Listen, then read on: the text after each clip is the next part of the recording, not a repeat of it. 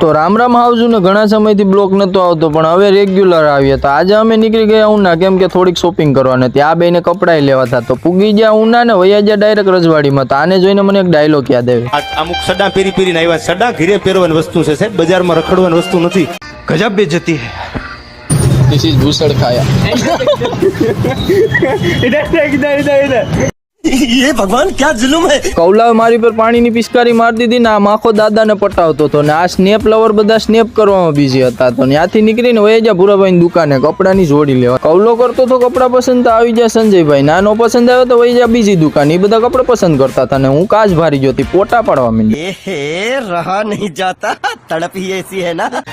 Finally કપડા પસંદ આવી ગયા ને અમે નીકળી ગયા પાછા ઘર બાજુ. તા હસમુખભાઈની એન્ટ્રી થઈ. હવે હસમુખભાઈને સાતો પાવો જ પડે ન કરીને ખોટું લાગી જાય. તો પાછી બધા સાની સુસ્કી મારીને આજનો મિની બ્લોગ અહીંયા જ પૂરો. જય